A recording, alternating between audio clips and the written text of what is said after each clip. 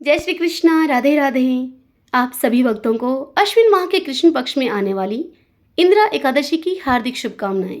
इस बार इंदिरा एकादशी का यह व्रत 17 सितंबर दिन बुधवार को रखा जा रहा है। एकादशी तिथि का प्रारंभ तो 16 सितंबर को ही रात 12:21 पर हो गया है और इस तिथि का समापन होगा 17 सितंबर को रात के 11:39 पर यह तिथि समाप्त हो जाएगी।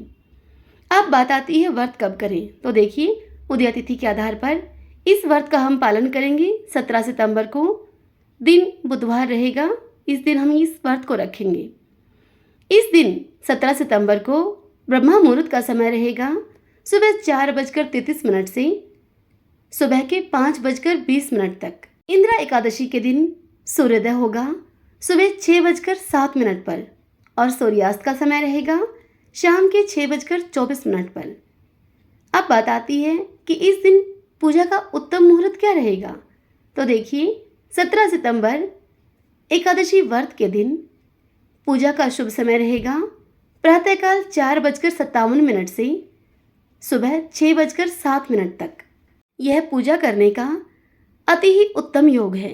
एकादशी व्रत के दिन संध्या पूजा का उत्तम समय रहेगा शाम को 6:24 से शाम के 7:34 तक। इस व्रत का पालन हम अगले दिन करेंगे, यानी कि 18 सितंबर को। 18 सितंबर को गुरुवार के दिन सुबह 6:07 से लेकर 8:34 के बीच में इस व्रत का आप पालन कर सकते हैं। आइए अब श्राद्ध पक्ष में आने वाली इंदिरा एकादशी की व्रत कथा का श्रवण करें। बोलिए विष्णु भगवान की जय।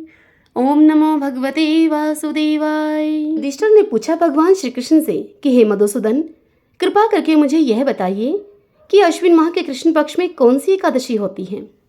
यह सुनकर भगवान श्री कृष्ण बोले युधिष्ठिर से कि राजन, अश्विन कृष्ण पक्ष में इंदिरा नाम की एकादशी होती है।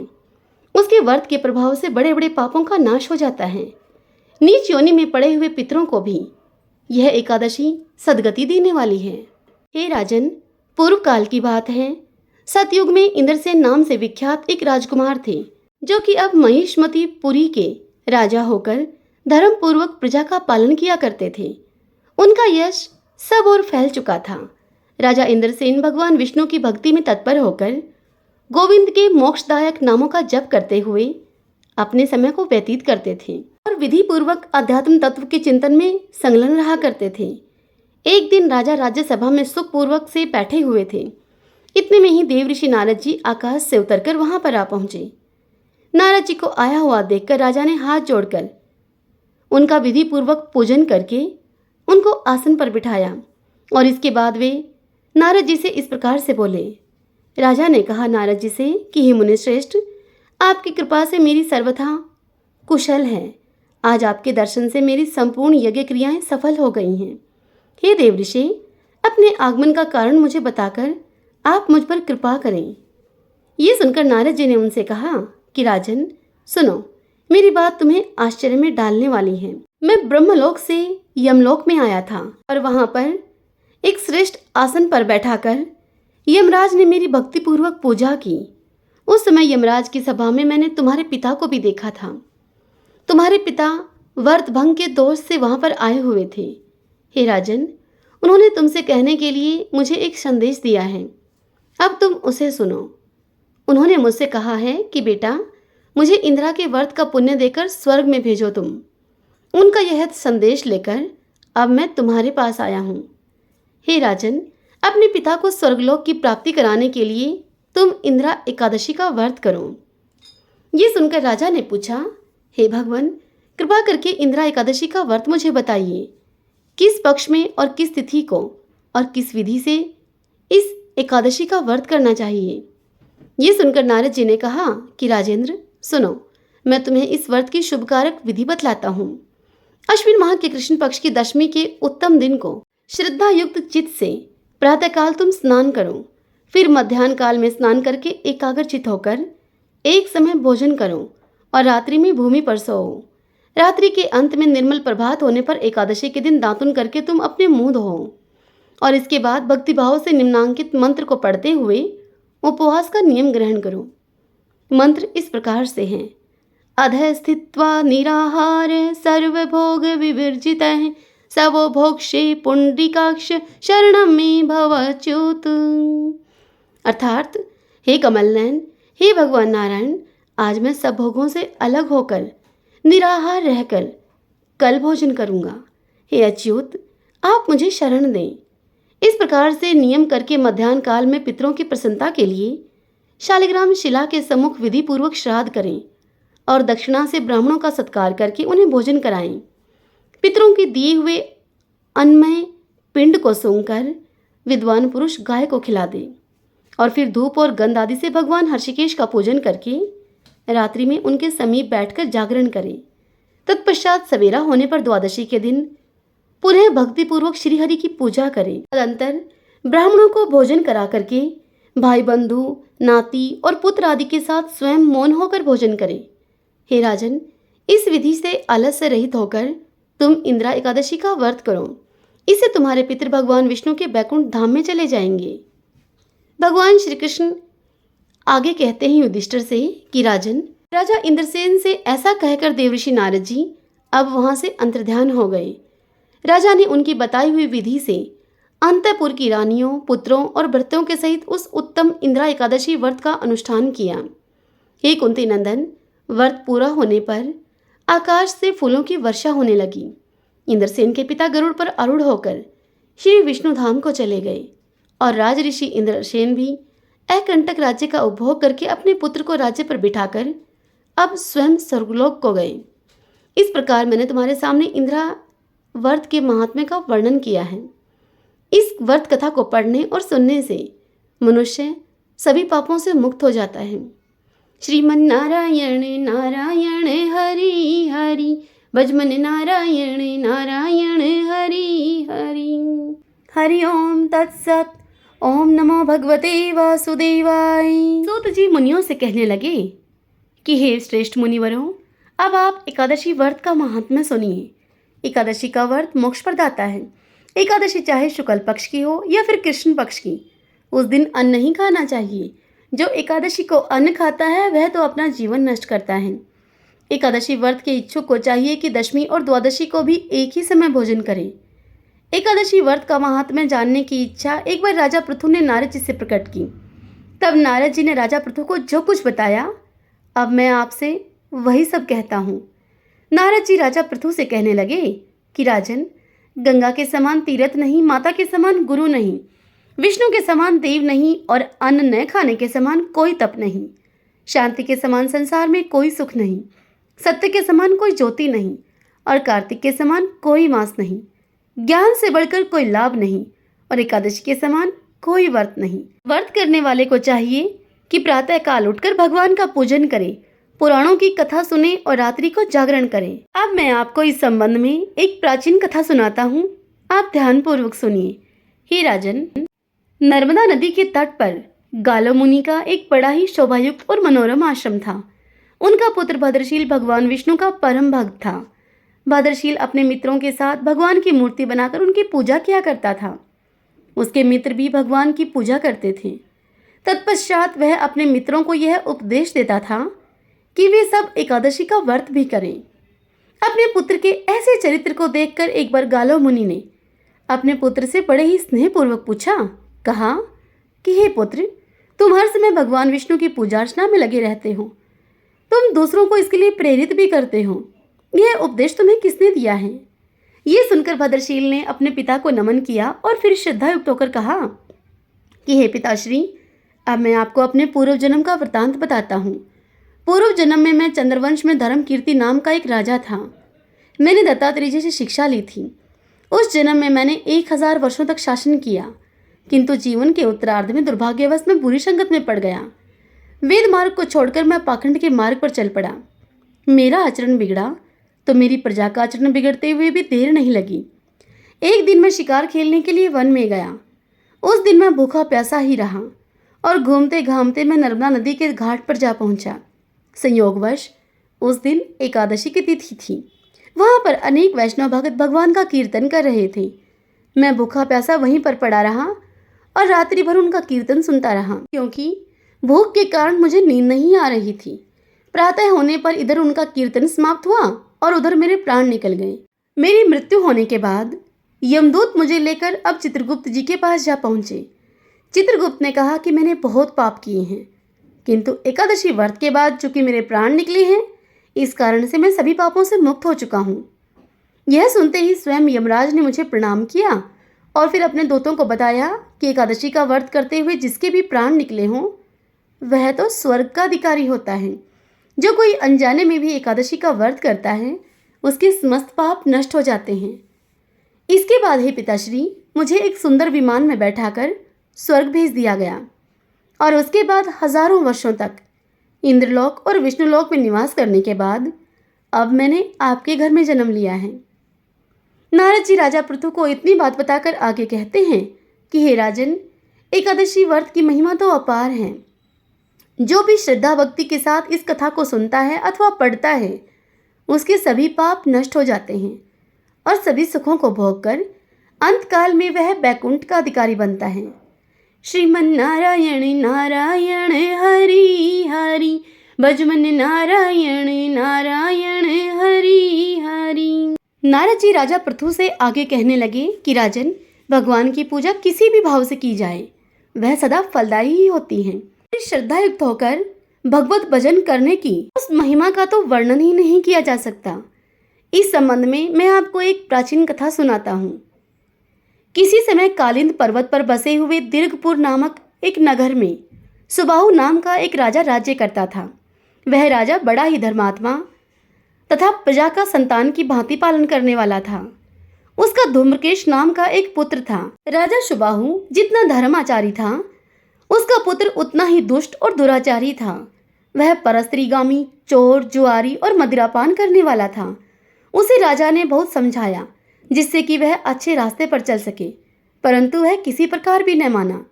एक दिन तो उसने शिष्टाचार की सारी सीमाओं को लांघते हुए राजा की छोटी रानी अर्थात अपनी विमाता पर ही कुदृष्टि डाल दी। जब राजा को इसका पता चला कि उसका पुत्र इतना कामंद हो गया है कि अब तो वह रिश्तों की मर्यादा को भी भंग करने पर तुला हुआ है, तब क्रोधित होकर राजा सुबाहु ने उसे देश निकाला दे दिया। अब वह राजकुमार जंगलों में रहता और भक्ष्य अभक्ष्य सभी चीजों का सेवन करता, मदिरा पीता, चोरी चकारी करके जो धन प्राप्त करता उसे वेश्याओं पर खर्च कर देता। इसी प्रकार से अनेक वर्ष उसके बीत गए। राजकुमार एक वन से दूसरे वन, दूसरे वन से तीसरे वन में इस प्रकार भटकते भटकते अब वृंदावन जा पहुंचा। वृंदावन में धूम्रकेश ने सत्यव्रत नामक एक परम विष्णु भक्त को देखा, जो कि अपना घर बार छोड़कर कार्तिक के महीने में वृंदावन में रहकर भगवान का पूजन करता और केवल कंदमूल ही खाता था। यह सत्यव्रत ब्राह्मण भगवान से प्रतिदिन प्रार्थना करता कि हे भगवान, इस दुख रूपी संसार में डूबते हुए मुझ दीन की आप रक्षा कीजिए। श्री राधा जी के सहित मैं आपको नमस्कार करता हूँ।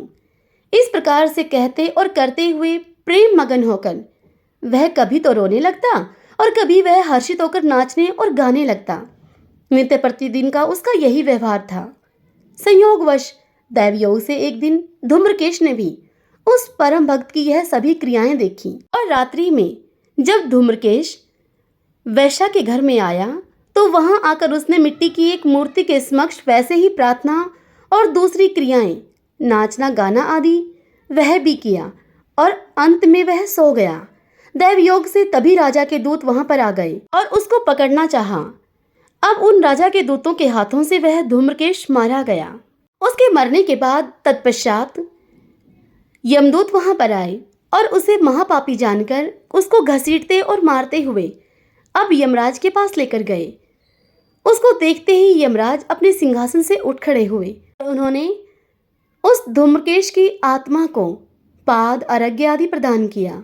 फिर अपने दूतों को फटकारा कि हमारी आज्ञा के बाद भी तुम विष्णु भक्त को यहाँ पर क्यों लेकर आए हो, चाहे किसी भी भाव से क्यों न किया हो।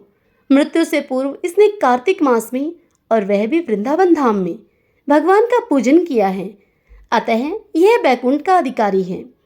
तदुपरांत यमराज धूम्रकेश से बोले कि हे धूम्रकेश, भगवान की कृपा अपार है। उनकी भक्ति 9 प्रकार से की जाती है, किसी एक भक्ति का सहारा लेकर पापी से पापी व्यक्ति भी तर जाता है। जिस प्रकार कथा श्रवण से राजा परीक्षित तरे, कीर्तन से सुखदेव जी तरे, स्मरण करने से प्रहलाद जी तरे, पाद सेवा करने से लक्ष्मी जी तरी, पूजा से पृथु जी, वंदना से अक्रूर जी, सत्संग से सुग्रीव जी, मित्र भाव से अर्जुन, दान से राजा बलि आदि परम पद को प्राप्त हुए हैं, उसी प्रकार से तुमने भी चाहे जिस भाव से भी भगवान की पूजा की हो, तुम स्वर्ग के अधिकारी हो। श्रीमन नारायण नारायण हरि हरि, भजमन नारायण नारायण हरि हरि। नारद जी राजा पृथु से कहने लगे कि हे राजन, भगवान तो भक्ति के भूखे हैं। इस संबंध में मैं तुम्हें एक कथा सुनाता हूँ, ध्यानपूर्वक सुनिए। एक समय की बात है कि कांतिपुर नामक राज्य में चोल नाम का एक राजा राज्य करता था। वह राजा बड़ा ही धर्मात्मा और प्रजा का पालक था। उसके राज्य में समस्त प्रजा सुखी एवं संपन्न थी। दरिद्र, दुखी अथवा पीड़ित उस राज्य में कोई नहीं था। अतः उसके नाम पर ही उस राज्य का नाम चोल पड़ गया। एक दिन वह राजा मंदिर में भगवान की मणिमुक्ताओं से पूजन करके वहीं पर मंदिर में एक कोने में बैठ गया। वह गर्वपूर्ण नजरों से भगवान को देखता और सोचता कि मैंने मणिमुक्ताओं से भगवान की पूजा की है। ऐसी पूजा भला और कौन कर सकता है मेरे राज्य में, इसलिए मुझ पर भगवान अवश्य ही प्रसन्न होंगे। अब इस प्रकार वह भगवान की प्रतिमा को निहार निहार कर अपने मन में अत्यधिक प्रसन्न हो रहा था। तभी वहां पर विष्णु शर्मा नाम का एक ब्राह्मण आया। उसने जल और तुलसी दल से भगवान की पूजा की। उसके तुलसी दलों से राजा की पूजा के मणिमुक्ता आदि सभी ढक गए। ये देखकर अब राजा चोल को बड़ा ही क्रोध उत्पन्न हुआ। वह उस ब्राह्मण से बोला कि हे विष्णु शर्मा, तुम्हें पूजा की बिल्कुल भी समझ नहीं है। मणिमुक्ताओं से मेरे द्वारा की गई इस पूजा की सारी शोभा को तुमने अपने इन तुलसी दलों से ढक दिया है। विष्णु शर्मा अब समझ गया था कि राजा के मन में अभिमान आ गया है। अतः विष्णु शर्मा राजा से बोला कि राजन, अभिमान के वशीभूत होकर तुम्हें पूजा का कुछ भी ज्ञान नहीं है। यह सुनकर राजा चोल अब बड़े क्रोधित हुए और विष्णु शर्मा से बोले, अरे ओ दरिद्र ब्राह्मण, तुम भला भगवान की पूजा के विषय में जानते ही क्या हो। अहंकार से भरे हुए राजा ने उस ब्राह्मण से कहा कि क्या तुमने कोई मंदिर बनवाया है अभी तक? कभी भगवान की प्रसन्नता के लिए कोई यज्ञ किया है तुमने? मैं यहाँ सभी उपस्थित जनों के समक्ष कहता हूँ कि भगवान की यह रूखी सूखी पूजा करके देखते हैं पहले स्वर्ग तुम जाते हो या फिर मैं जाता हूँ। ब्राह्मण विष्णु शर्मा से इतना कहकर अहंकार में भरे हुए राजा ने गुंगल मुनि को बुलाकर एक बड़ा ही विशाल यज्ञ आरंभ कर दिया और साथ ही ब्राह्मणों को धन धान्य एवं गौ वस्त्र आदि भी दान करने लगा। उधर विष्णु शर्मा अपने स्वभाव के अनुसार नित्य की भांति भगवान का पूजन वंदन करता रहा। वह सदैव की भांति माघ तथा कार्तिक मास के व्रत करता, तुलसी वन का रोपण करता, एकादशियों का व्रत करता और ओम नमो भगवते वासुदेवाय मंत्र का जप करता। वह विष्णु शर्मा उठते बैठते चलते फिरते भगवान का स्मरण करता रहता। नारद जी इतनी कथा सुनाकर राजा पृथु से आगे कहते हैं कि हे राजन, भगवान की माया तो बड़ी विचित्र है, इसको कोई नहीं समझ सकता। एक दिन विष्णु शर्मा ने रसोई तैयार करके रखी और जब भोग लगाने का समय हुआ तो पंडित ने देखा कि भोजन तो कोई और ही ले गया है। अब यदि वह दोबारा रसोई बनाए तो सत्संग का समय निकल जाएगा और उसका यह व्रत भंग हो जाएगा। व्रत भंग होने के भय से उसने पुनः रसोई नहीं बनाई और उस रात वह भजन पूजन करके भूखा ही सो गया। दूसरा दिन उगा, दूसरे दिन उसने फिर से रसोई बनाई। उस दिन भी उसके साथ यही हुआ। इस प्रकार 7 दिनों तक यही होता रहा उसके साथ। 7 दिन बीतते बीतते वह भूख से व्याकुल होकर बड़ा ही दुर्बल हो गया, किंतु उसने अपने नियम को भंग नहीं किया। 8वें दिन उसने अपने मन में सोचा कि आज तो मैं देखूंगा कि नित्य प्रतिदिन ही मेरा यह भोजन कौन उठाकर लेकर जाता है। अब 8वें दिन उसने भोजन तैयार किया और एक स्थान पर वह छिपकर बैठ गया। थोड़ी देर में उसने एक दीनहीन, दुर्बल और कंकाल जैसे एक चंडाल को अपनी झोपड़ी की ओर आते हुए देखा। वह दीनहीन दुर्बल व्यक्ति उस झोपड़ी के अंदर आया और भोजन उठाकर वह अब चलने लगा। उसकी दशा को देखकर विष्णु शर्मा का हृदय अब द्रवित हो उठा। उसने उस चांडाल से कहा अरे ओ भाई, यह रूखा सूखा भोजन तुम मत लेकर जाओ, मेरे पास थोड़ा सा घी भी रखा है, यह भी तुम ले जाओ। उस ब्राह्मण की ऐसी बात को सुनकर चांडाल अब भयभीत होकर भाग खड़ा हुआ, मगर शीघ्र ही वह ठोकर खाकर गिर पड़ा।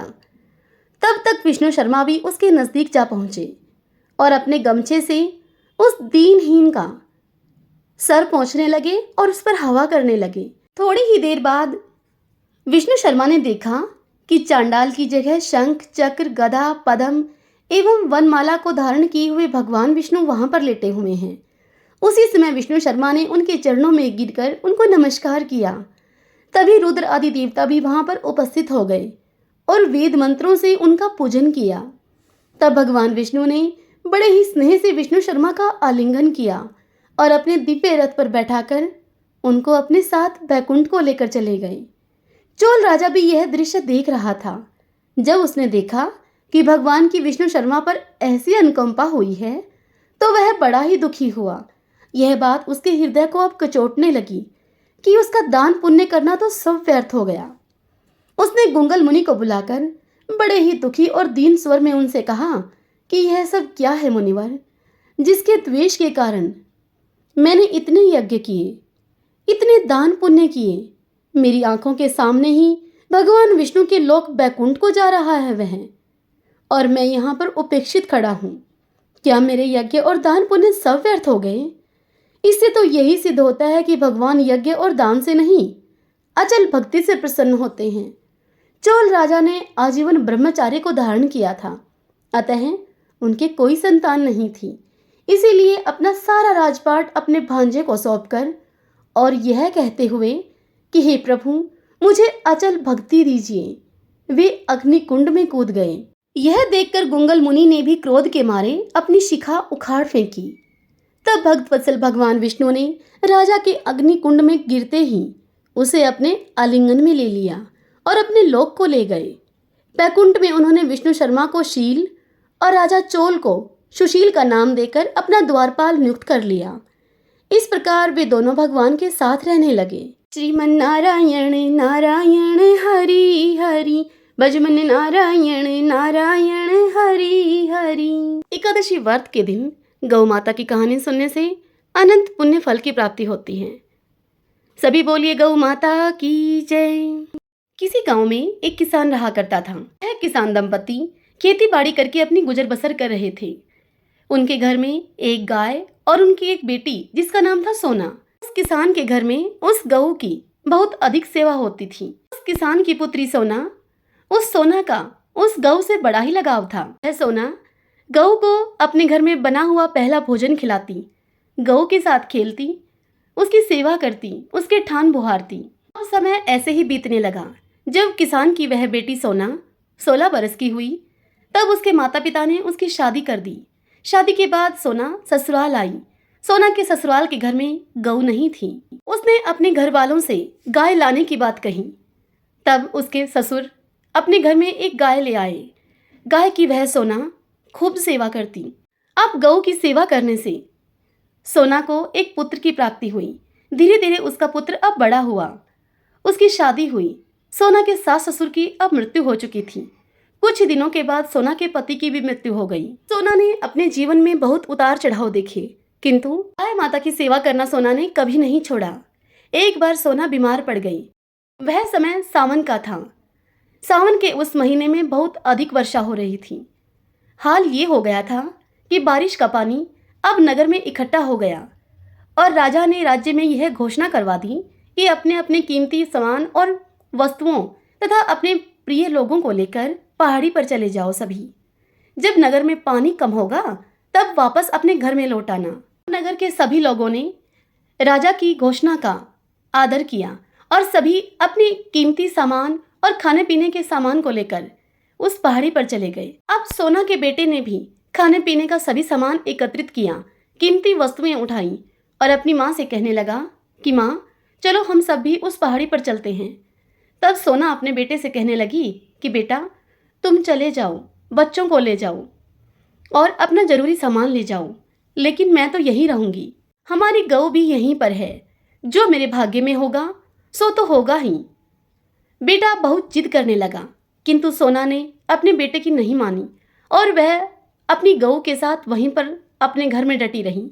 अब उस घर में सोना और उसकी गाय 2 ही लोग बचे थे। नगर के समस्त लोग पहाड़ी पर जा चुके थे। पूरे नगर में अब बाढ़ आ चुकी थी। सोना की गाय सोना की चारपाई के पास खड़ी थी। अब सोना ने अपनी गाय की पूंछ पकड़ ली और लगातार 5 दिनों तक ऐसे ही पानी बरसता रहा। पूरा नगर अब डूब चुका था पानी में, सिर्फ सोना का घर ही बचा। जब नगर का पानी कुछ कम हुआ तो सभी लोग पहाड़ी से उतरकर अपने अपने घरों में आए।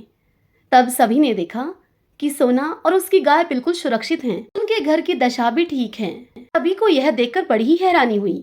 धीरे धीरे यह खबर फैलती हुई अब राजा के पास जा पहुंची। जब राजा को यह पता चला तब राजा सोना के घर आए और इस चमत्कार का कारण उससे पूछा। तब सोना ने राजा को बताया कि यह सब तो गौ माता की कृपा है। मैं बचपन से ही गौ माता की परम भक्त रही हूँ। नगर के सारे लोग नगर को छोड़कर चले गए, मेरे बेटा और बहू भी चले गए, परंतु यह गौ माता मेरे साथ रही और यहाँ पर भी इन्हीं की कृपा से ही मैं बची हूँ। गौ माता की सेवा का फल मनुष्य को जीते जी भी मिलता है और मरने के बाद भी। सोना की इस बात को सुनकर सोना के बेटे और बहू अब सोना के चरणों में गिर गए और उससे माफी मांगने लगे। राजा भी गौ माता की जय, गौ माता की जय बोलते चले गए। अब उस नगर में उस राजा ने यह घोषणा करवा दी कि गौ माता की पूजा घर घर होनी चाहिए। घर में बने हुए पहले भोजन का पहला ग्रास गौ माता को दिया जाना चाहिए। प्रत्येक घर में गौ माता की पूजा करनी चाहिए। नगर के लोगों के द्वारा इस पुण्य कर्म को करने से अब उस नगर के सभी लोग सुख समृद्धि और आरोग्य को प्राप्त हुए। सभी बोलिए गौ माता की जय। आइए अब हम तपसी लपसी की कहानी सुनकर अंत में 11 माता की आरती करेंगे। एक लपसी था, एक तपसी था। तपसी हमेशा भगवान की तपस्या में लीन रहा करता था। लपसी रोजाना 1.25 सेर की लापसी बनाता और भगवान को भोग लगाकर जीम लेता था। एक दिन दोनों आपस में लड़ने लगे। तपसी बोला, मैं रोज भगवान की तपस्या करता हूँ, इसलिए मैं बड़ा हूँ। लपसी बोला कि मैं रोज भगवान की 1.25 सेर की लापसी का भोग लगाता हूँ भगवान को, इसलिए मैं बड़ा हूँ। नारद जी वहां से गुजर रहे थे। जब दोनों को लड़ता हुआ देखा तब उनसे पूछा कि तुम क्यों लड़ रहे हो। तपसी ने खुद को बड़ा होने का कारण बताया और लपसी ने अपना कारण उनसे कहा। नारद जी उनसे कहने लगे कि तुम्हारा फैसला मैं कल कर दूंगा। अब दूसरे दिन लपसी और तपसी नहाकर अपनी रोज की भक्ति करने के लिए आए। तब नारद जी ने छुपकर उनके सामने 1.25 करोड़ की एक एक अंगूठी उन दोनों के आगे रख दी। तपसी की नजर जब अंगूठी पर पड़ी तो उसने चुपचाप अंगूठी को उठाकर अपने घुटने के नीचे दबा लिया। लपसी की नजर अंगूठी पर पड़ी, लेकिन उसने उस पर कोई ध्यान ही नहीं दिया और भगवान को भोग लगाकर अब लापसी को जीमने लगा। नारद जी उनके सामने आए।